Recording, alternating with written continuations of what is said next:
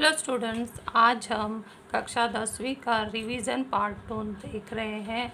Revision के part 1 video में हमने कक्षा 9वीं के भूमिति किताब से जो महत्वपूर्ण सूत्र, प्रमेय, परिभाषाएं थे वो करीब 16 पॉइंट तक देख चुके हैं।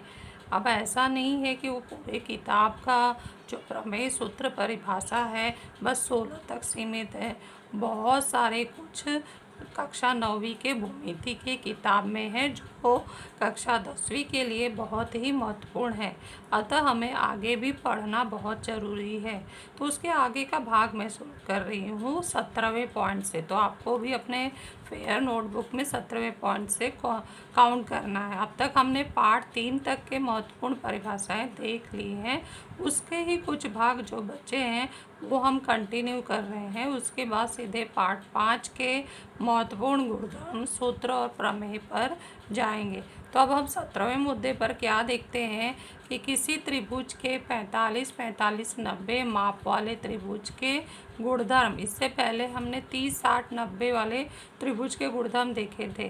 तो किसी समकोण त्रिभुज के न्यून कोण क्रमशः 45 तथा 45 और 90 अंश हों तो 45 अंश की सम्मुख भुजाएं कर्ण की 1/कर्णी 2 गुनी होती है। इसे अगर हम आकृति द्वारा समझें, साथ में मैं आप लोगों को आकृति द्वारा भी समझाते जा रही हूँ। ये हमारे 17वें का आकृति इस तरह से बनेगा। समकोण त्रिभुज में 45, 45 के न्यून कोण त्रिभुज है। तो 45 अंश की सम्मुख भुजाएं ए बी भी है और दूसरा बी सी है। इसका मतलब ए बी और बी सी बराबर हो गया। और ये कर्ण की क्या होगी? नियम के अनुसार 1/कर्णी 2 गुणे कर्ण। कर्ण हमारा क्या है? ए सी। तो इस तरह से उस वाक्य को, ये जो वाक्य आप लोग देख रहे हैं उसको इस समीकरण में डाल दिया। तो यही होता है भूमिति का सूत्र, वाक्य को सूत्र में डालना और उसके बाद उसका उपयोग सवाल हल करने के लिए करना। तो यही मेरा समझाने का उद्देश्य यही है कि आप लोगों को ये जो हेडिंग है और ये वाक्य याद होगा तो आप किसी भी नाम वाली आकृति, अब जरूरी नहीं ABC नाम हो, नाम और भी बदल सकते हैं, तो उसमें आप आसानी से इसका उपयोग कर सकते हो अगर आपको ये हेडिंग और कथन याद हो। तो अब हम नेक्स्ट दूसरा चलते हैं कि किसी समकोण त्रिभुज के कर्ण की माध्यिका का गुणधर्म बोल रहा है। तो इसमें ये बताया गया है कि समकोण त्रिभुज में कर्ण पर खींची गई माध्यिका कर्ण की आधी होती है। अर्थात यहाँ हेडिंग क्या है, हेडिंग पर भी ध्यान देना है। ये हेडिंग को मैंने हाईलाइट किया है, रेड पेन से लिखा है। आप अपने फेयर में रेड का उपयोग नहीं करेंगे, आप ब्लैक से हेडिंग लिखेंगे और ब्लू से उत्तर उसका लिखेंगे, कथन लिखेंगे। तो ये बात ज़रूर ध्यान देना है, बहुत ही इम्पोर्टेंट बात है। रेड आप लोग को यहाँ समझाने के लिए दिया गया ताकि वीडियो में ये कलर उभर के दिखाई दे। तो समकोण त्रिभुज में कर्ण की माध्यिका का गुणधर्म क्या है कि समकोण त्रिभुज में कर्ण पर खींची गई माध्यिका कर्ण की आधी होती है।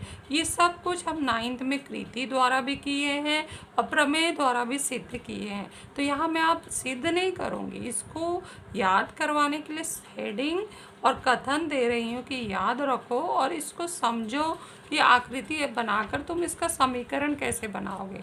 तो ये हमारा 18वें कर्ण की माध्यिका का आकृति है कि एक समकोण त्रिभुज है PQR और कर्ण का मध्य बिंदु PR का बिंदु T है। बिंदु T कर्ण PR का मध्य बिंदु है। तो तुम्हें क्या करना है कि कर्ण की माध्यिका खींचनी है, अर्थात शीर्ष बिंदु से कर्ण का मध्य बिंदु मिला दोगे तो समकोण वाला शीर्ष बिंदु जब मध्य बिंदु से मिल जाता है तो ये कर्ण की माध्यिका हो जाती है। और कर्ण की जो माध्यिका होती है उसका नाम लिखेंगे, वो कर्ण की लंबाई में कर्ण की आधी होती है। तो आधा गुणे हमारा कर्ण का नाम क्या है? PR। तो ये हो गया उस समीकरण, उस कथन का समीकरण में बदलना और इसके आधार पर सवाल हल करना। तो आपने इस तरह से इस कथन को सूत्र बना लिया और सूत्र बनाकर इसका सवाल में उपयोग किया। नेक्स्ट हम चलते हैं लंब समद्विभाजक प्रमेय। ये भी बहुत ही महत्वपूर्ण है, परपेंडिकुलर बाइसेक्टर थ्योरम। इसी के साथ है लंब समद्विभाजक प्रमेय का विलोम। तो सबसे पहले हम देखते हैं इसमें क्या दिया गया लंब समद्विभाजक प्रमेय में कि रेखाखंड के लंब समद्विभाजक पर स्थित प्रत्येक बिंदु उस रेखाखंड के अंत बिंदुओं से समान दूरी पर होता है। तो ये समझने के लिए ये रेखाखंड का लंब समद्विभाजक तो आप रचना में बहुत बार खींचे हो। यहाँ मैं बता रही हूँ कि यदि ये रेख AB है और रेखा L इस रेख AB का लंब समद्विभाजक है, कैसे खींचते हैं और रचना में समझाया गया है। तो इस लंब समद्विभाजक पर स्थित असंख्य बिंदु वो क्या होगा, रेखाखंड के दोनों अंत बिंदुओं से समान दूरी पर स्थित होगा। अब ये असंख्य बिंदु लेकर हम यहाँ लिख तो नहीं सकते, तो मैं कुछ बिंदु ले रही हूँ। जैसे यहाँ P ले ली मैं लंब समद्विभाजक पर और Q ले ली, तो बिंदु P का जो है A के साथ दूरी, अब चाहिए तो आप दूरी नाप के खींचो पहले और नाप के भी देख सकते हो जब अपना तुम रचना द्वारा ये बनाओगे।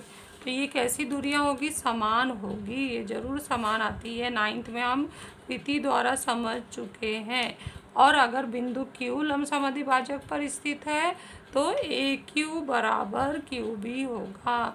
तो ये प्रमेयों में सिद्ध करने के लिए इन लंब समद्विभाजक प्रमेय का उपयोग होता है। उसी तरह से 20वें में हमने विलोम का कथन दिया है। तो विलोम के कथन में ये कहा गया है कि रेखाखंड के अंत बिंदुओं से समदूरस्थ कोई भी बिंदु उस रेखाखंड के लंब समद्विभाजक पर स्थित होता है। तो इसका उल्टा ये दिया गया है कि यदि कोई बिंदु जो है बीच में स्थित है और वो रेखाखंड के अंत बिंदुओं से समान दूरी पर स्थित है, तो वह बिंदु कहाँ स्थित होगा, उस रेखाखंड के लंब समद्विभाजक पर स्थित होगा। ये था विलोम।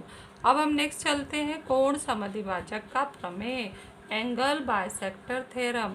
कोण समद्विभाजक पर स्थित प्रत्येक बिंदु उस कोण की भुजाओं से समदूरस्थ होता है। तो इसके लिए हमने यहाँ पर कोण बना लिया। कोण का समद्विभाजक आप लोगों को खींचने आता है, वो खींच सकते हो। और ये कोण समद्विभाजक इस कोण को दो समान भाग में बांट देता है। फिर इस पर स्थित कोई भी बिंदु, जैसे कोण समद्विभाजक पर असंख्य बिंदु, उसमें से कोई बिंदु मैंने ए ले लिया, तो ये जो है कोण ए इन भुजाओं से समान दूरी पर स्थित होगा। तो अब दूरी कैसे हम निकालेंगे, दूरी हम जानते हैं सदैव लंबवत होती है। तो गोनिया की सहायता से यहाँ आप लोगों को लंब खींच लेना है, लंब आएगा तभी वो दूरी कहलाएगा। तो ये खींच लेना है और इसके बाद इसको बताना है कि जो लंब समद्विभाजक पर स्थित प्रत्येक बिंदु AP बराबर होता है AC।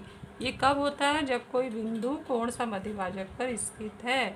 अब ठीक इसका कोण समद्विभाजक प्रमेय का विलोम भी है।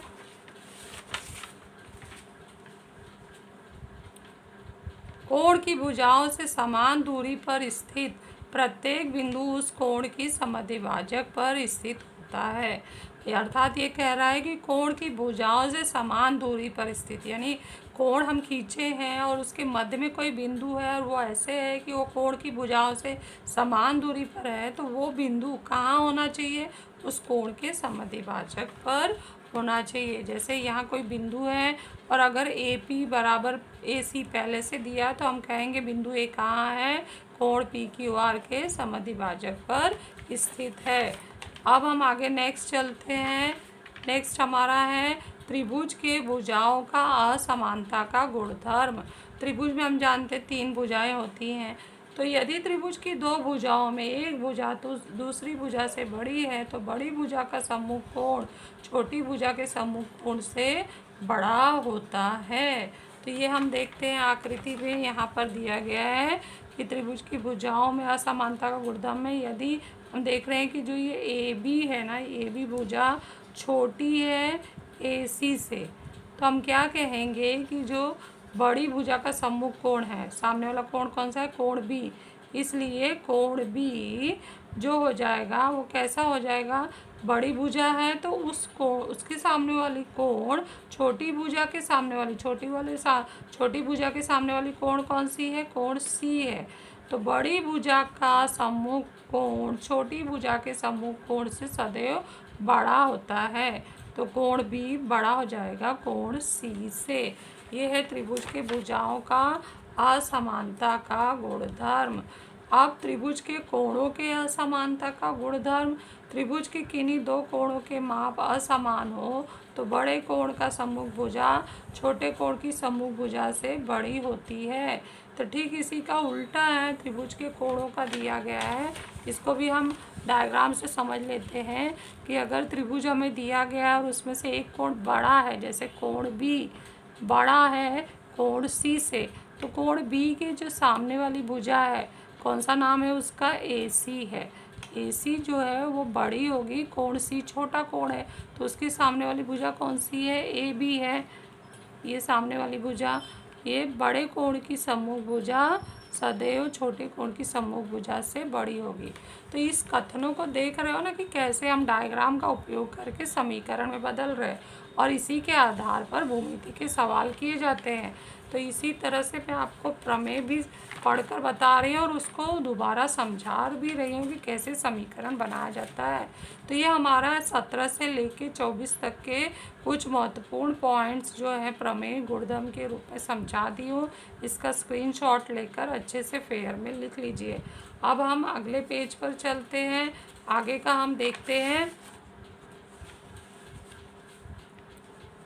नेक्स्ट है हमारा त्रिभुज बनने का गुणधर्म, कि त्रिभुज कब बनेगा। अगर तीन भुजाएं दी गई हैं तो ऐसा नहीं है कि हम गोला प्रकार उठाएं बनाएं और फिर बोलें कि नहीं अब नहीं बन रहा है और इस माप में बन रहा है। ये हम बिना बनाए भी बता सकते हैं, क्योंकि इस पर एक प्रमेय सिद्ध हो चुका है कि त्रिभुज की किन्हीं दो भुजाओं की लंबाइयों का योगफल तीसरी भुजा की लंबाई से अधिक होता है। तो ये हमेशा वाक्य याद रखना है। ये त्रिभुज बनने का गुणधर्म है कि किस तरह से त्रिभुज बन जाएगा। अगर त्रिभुज की तीन भुजाओं की लंबाई दी गई है तो क्या त्रिभुज तैयार हो सकता है या नहीं हो सकता है। तो ये याद रखना है कि त्रिभुज की किन्हीं दो भुजाओं के लंबाइयों का योगफल तीसरी भुजा की लंबाई से अधिक होता है। उदाहरण के रूप में मैं यहाँ दो लंबाई दी हूँ, तो आप लोगों को मैं समीकरण बनाना बता रही हूँ कि जैसे हमें तीन लंबाई दिया गया पहले उदाहरण में 5 सेंटीमीटर 3 सेंटीमीटर 9 सेंटीमीटर पूछा जा रहा है बिना गोला प्रकार उठाए बताओ क्या त्रिभुज बन सकता है। तो इसके लिए यही है, हमें किन्हीं दो भुजाओं का योगफल तीसरी भुजा से बड़ा होना चाहिए। तो हम जोड़कर अब देखते हैं कि ये त्रिभुज इनसे तैयार होता है कि नहीं। भुजाएं हमारी दी गई है 5 सेंटीमीटर 30 सेंटीमीटर और 9 सेंटीमीटर। तो 3 बार है तो 3 समीकरण तैयार होगा। पहला समीकरण ये तैयार होगा कि 5 धन 3 क्या होता है 8 और बची हुई भुजा क्या है हमारी 9। तो जो 8 है वो 9 से छोटी है, तो हमने छोटा का निशान लगा दिया। दूसरा हम लिखेंगे, दूसरा हम समीकरण बना रहे हैं 5 धन 9, ये कितना हुआ 14। 14 कैसा है, बची हुई भुजा कौन सी है हमारी 3 है। 5 और 9 को जोड़ दिया तो बचा हुआ हमारा 3 है, तो यहाँ हमने 3 लिख दिया। तो इसमें कौन सा चिन्ह आएगा, 5 धन 9 14 हो गया, 14 बड़ा हो गया 3 से। अब तीसरा समीकरण में हम जो कौन सा लिखेंगे, हम किसको जोड़ रहे हैं 3 और 9 को, 3 धन 9 और बची हुई भुजा कौन सी है 5। तो चिन्ह कौन सा लगेगा, 3 धन 9 क्या होता है 12 होता है। तो 12 बड़ा है 5 से।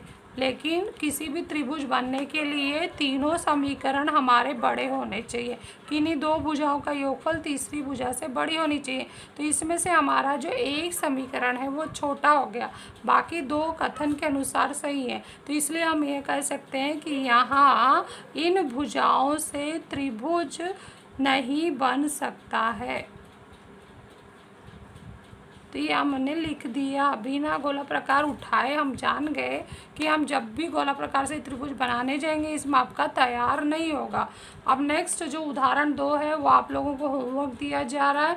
आप इसी तरह से 3 समीकरण बनाइए, लिखिए और बना के भी दिखाइए और कमेंट वीडियो के कमेंट बॉक्स में ज़रूर लिखिए कि उदाहरण नंबर 2 त्रिभुज तैयार हुआ हाँ या नहीं। यस और नो लिखना है, बस ज़्यादा कुछ नहीं लिखना है। उदाहरण 2 लिखकर यस और नो देना है। तो ये आप लोगों के लिए होमवर्क है। ये है नेक्स्ट हमारा है सर्वांग सम त्रिभुज और समरूप त्रिभुज। अगर हम नाम से ही समझें तो ऐसी दो आकृतियाँ जिनका हम अभी गणितीय परिभाषा में नहीं जा रहे हैं, मैं नाम से ही बता रही हूँ, सर्वांगसम त्रिभुज और समरूप त्रिभुज। पहले नाम का अर्थ समझ में आना चाहिए। ऐसी दो आकृतियाँ जिनका आकार और माप समान हो, ऐसी आकृतियों को हम सर्वांगसम आकृति कहते हैं। और यहाँ पर हमारा आकृति का आकार कैसा है, त्रिभुजाकार है, और ये एक दूसरे को रख रहे हैं तो ये एक दूसरे को पूर्ण रूप से ढक रहे हैं, अर्थात इनका आकार और माप समान है, इसलिए ये किस प्रकार की आकृति है, ये सर्वांगसम त्रिभुज की आकृति है। नेक्स्ट, समरूप आकृति अगर हमें समझना है तो इसमें ये कहा जाता है कि ऐसी दो आकृतियाँ जिनका आकार तो समान हो परंतु माप भिन्न भिन्न हो। तो हम ये देख रहे हैं कि इनका आकार जो है वो त्रिभुजाकार है लेकिन माप भिन्न भिन्न है, इसलिए ये दो त्रिभुज क्या कहलाएंगे, समरूप त्रिभुज। तो ये जो मैं परिभाषा बताई हूँ ना ये आप लोगों को, ये इसके नाम का अर्थ आसानी से समझ में आ जाए इसलिए बता रहे हैं। लेकिन गणितीय भाषा में जो परिभाषा होता है वो उन त्रिभुज के भुजाओं और कोणों को लेकर होता है। त्रिभुज में 3 भुजाएं होती हैं और 3 कोण होते हैं। उसी तरह से समरूप करते समय भी जब हम त्रिभुज लेते हैं तो 3 भुजाओं की जोड़ियां लेते हैं और 3 कोणों की जोड़ियां लेते हैं, लेकिन दोनों में शर्त अलग है। कब दो त्रिभुज सर्वांगसम होंगे, जब त्रिभुज की संगत भुजाओं की जोड़ियां और संगत कोणों की जोड़ियां सर्वांगसम हो तो वो दो त्रिभुज सर्वांगसम होते हैं। ये त्रिभुज सर्वांगसम होने का शर्त है।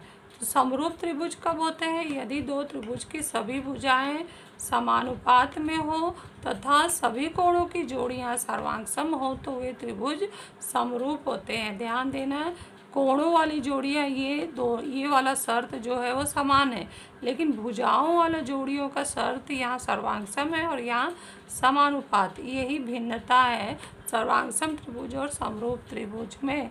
ये पार्ट 3 के आखिरी भाग 3.4 से पहले हमने अच्छे से प्रैक्टिकल कृति करते हुए टॉपिक 9th में समझे थे।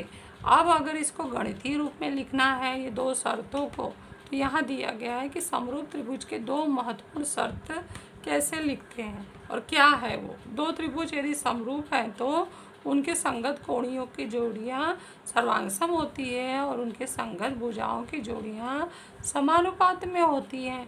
उदाहरण के रूप में लिया गया है कि त्रिभुज ABC समरूप त्रिभुज PQR है तो कोणों की जोड़ियाँ कोण A सर्वांगसम कोण P, कोण B सर्वांगसम कोण Q, कोण C सर्वांगसम कोण R, और संगत भुजाओं का अनुपात हम कैसे लेंगे, दो बिंदुओं को मिलाकर भुजा बनता है तो AB के साथ यहाँ पर क्या आएगा, PQ, तो AB/PQ बराबर BC/QR बराबर AC/PR। तो ये हमारा दूसरा शर्त हो गया, संगत भुजाएं समानुपात में होती हैं। तो ये बहुत ही इम्पॉर्टेंट है हमारे इस पार्ट के लिए। जो पहला पार्ट हम समरूपता पढ़ेंगे उसमें इसका उपयोग जगह जगह पर होता है। अब हम अगला हिस्सा देखते हैं, चतुर्भुजों के प्रकार का गुणधर्म।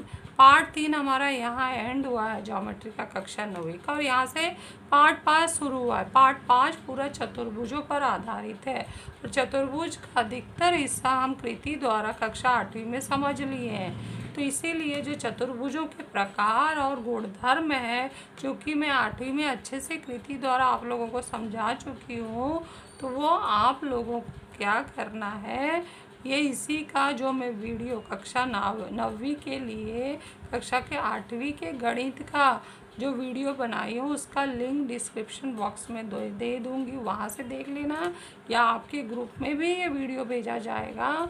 तो जब भेजा जाएगा तो उसके वीडियो को देखते समय ध्यान देना कि 9वें पॉइंट से 14वें पॉइंट तक चतुर्भुजों के प्रकार का गुणधर्म और आकृति दिया है, वो आप लोगों को देखना, समझना और अपने 10वीं के फेयर नोटबुक में लिखना भी है। तो मुझे लगता है आप लोगों को ये समझ में आ गया होगा। वीडियो लंबा ना हो इसलिए मैं ये आप लोगों को 9वीं के वीडियो से बता दूँगी। नेक्स्ट है ये इम्पॉर्टेंट पार्ट, समांतर चतुर्भुज की कसौटियाँ। कसौटियाँ का ये अर्थ होता है कि ऐसा कुछ काम करें जिससे वह चतुर्भुज समांतर हो जाए। तो इसमें हमें समांतर चतुर्भुज के गुणधर्मों का उपयोग करना है। समांतर चतुर्भुज के सम्मुख कोण कैसे होते हैं? सर्वांग सम। तो हम कहेंगे पहली कसौटी कि जिस चतुर्भुज की सम्मुख कोणों की जोड़ियां सर्वांग सम है तो वह चतुर्भुज समांतर चतुर्भुज होता है। और दूसरी कसौटी होगी कि जिस चतुर्भुज की सम्मुख भुजाओं की जोड़ियां सर्वांग सम हो तो वह चतुर्भुज समांतर चतुर्भुज होता है। तो यहाँ तक हम लोग देख लिए। इसके आगे के और दो कथन हैं, हम अगले पेज पर देखते हैं। आप इसका स्क्रीनशॉट ले लीजिए और लिख लीजिए।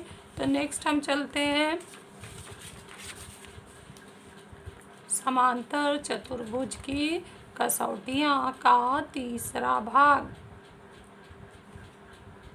तीसरे भाग में क्या दिया गया है कि जिस चतुर्भुज के विकर्ण परस्पर समद्विभाजित करते हैं उस चतुर्भुज को समांतर चतुर्भुज कहते हैं। और नेक्स्ट जो चौथा है वो बहुत ही इम्पोर्टेंट है, बहुत ज़्यादा उपयोग होता है आने वाली कक्षा 10वीं में। जिस चतुर्भुज की सम्मुख भुजाओं की एक जोड़ी सर्वांग सम तथा समांतर हो तो वह चतुर्भुज समांतर चतुर्भुज होता है।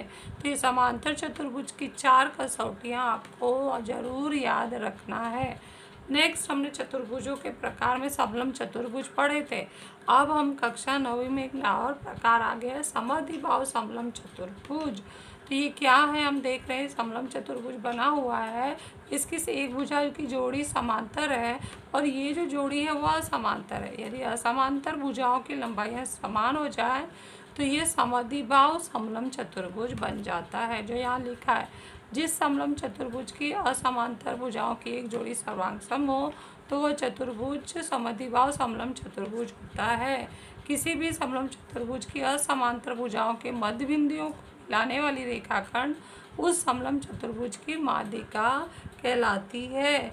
यहाँ पर एक मध्य बिंदु हो, यहाँ पर एक मध्य बिंदु, उसको मिला दो तो हम कहेंगे समलंब चतुर्भुज की माध्यिका है। जैसे समकोण त्रिभुज की माध्यिका होती है वैसे ये समलंब चतुर्भुज की माध्यिका है। नेक्स्ट हम आगे देखते हैं सबसे महत्वपूर्ण प्रमेय जो कक्षा 10वीं में उपयोग में आएगा, इसलिए आप लोगों को ये सब कथन नाम के साथ ये हेडिंग और कथन और आकृति और इसका उपयोग कैसे हो रहा है उसके ये पूरा जो लिखवाया गया है ना वो याद रखना है।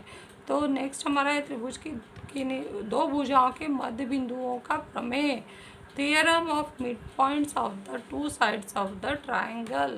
त्रिभुज की किन्हीं दो भुजाओं के मध्य बिंदुओं को जोड़ने वाला रेखाखंड तीसरी भुजा के समांतर तथा लंबाई में तीसरी भुजा के आधी होती है। हम यहाँ देख रहे हैं त्रिभुज ABC में दो भुजा का मध्य बिंदु दिया है, तो P जो मध्य बिंदु है AB का और Q मध्य बिंदु AC का, तो इनको मिलाने पर जो रेख आती है वह रेख तीसरी भुजा के समांतर हो जाती है और लंबाई में आधी होती है। इसको गणितीय रूप में, ये पूरे वाक्य को गणितीय रूप में यहाँ लिखा गया है कि यदि PQ भुजा AB और BC के मध्य बिंदु है तो PQ समांतर है BC और दूसरा पॉइंट PQ बराबर है PQ की लंबाई इस BC की आधी होगी।